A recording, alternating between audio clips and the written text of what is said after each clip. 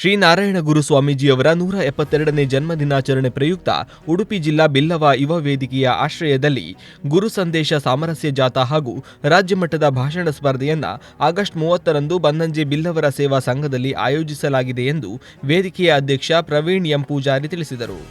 ಬನ್ನಂಜೆ ಬಿಲ್ಲವರ ಸೇವಾ ಸಂಘದಿಂದ ಆರಂಭಗೊಳ್ಳುವ ಜಾಥಾವು ಎಸ್ಪಿ ಕಚೇರಿ ರಸ್ತೆ, ಅಂಬಲಪಾಡಿ ಜಂಕ್ಷನ್, ಕಿನ್ನಿಮುಲ್ಕಿ, ಬಲಾಯಿಪಾದೆ, ಉದ್ಯಾವರ, ಕಟಪಾಡಿ, ಕಾಪು, ಮೂಳೂರು, ಉಚ್ಚಿಲ, ಪಡುಬಿದ್ರಿ ಹಾಗೂ ಹೆಜಮಾಡಿ ಮಾರ್ಗವಾಗಿ ಸಾಗಲಿದೆ. ಬಳಿಕ ಕಟಪಾಡಿಯ ಶ್ರೀ ವಿಶ್ವನಾಥ ಕ್ಷೇತ್ರದಲ್ಲಿ ಜಾಥಾ ಸಮಾಪ್ತಿಗೊಳ್ಳಲಿದೆ ಎಂದು ಅವರು ತಿಳಿಸಿದರು. ಇದು ಒಂದು ಸಾಮರಸ್ಯ ಜಾಥಾ. ಇದರಲ್ಲಿ ಸುಮಾರು 2,000 ವಾಹನಗಳ ಮೂಲಕ ಸುಮಾರು 5-10,000 ಜನ ಸೇರುವಂತಹ ಸಂಭವ ಇದೆ.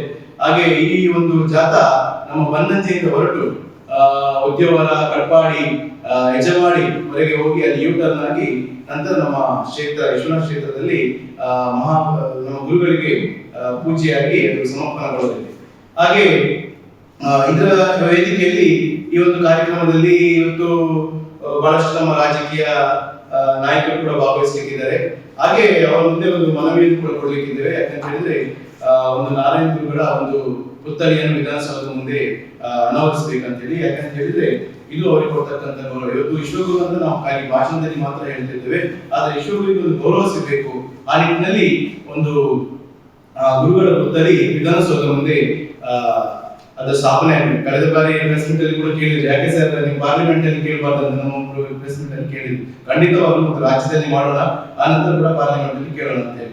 ಹಾಗೆ ಇನ್ನೊಂದು ವಿಷಯ ಅಂತ ಹೇಳಿದ್ರೆ ಬಹಳ ನಮ್ಮ ಸಂಘ ಸಂಸ್ಥೆಗಳು ಇವತ್ತು ಕೇಳ್ಕೊಳ್ತಾ ಇದ್ದಾರೆ, ಇವತ್ತು ನಮ್ಮ ಈ ನಾರಾಯಣ ಗುರು ಜಯಂತಿ ಆಚರಣೆ ಮಾಡ್ಬೇಕಂದ್ರೆ ರಜೆ ಬೇಕು ಅಂತ ಹೇಳಿ.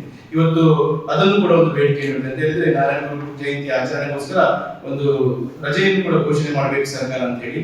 ಹಾಗೆ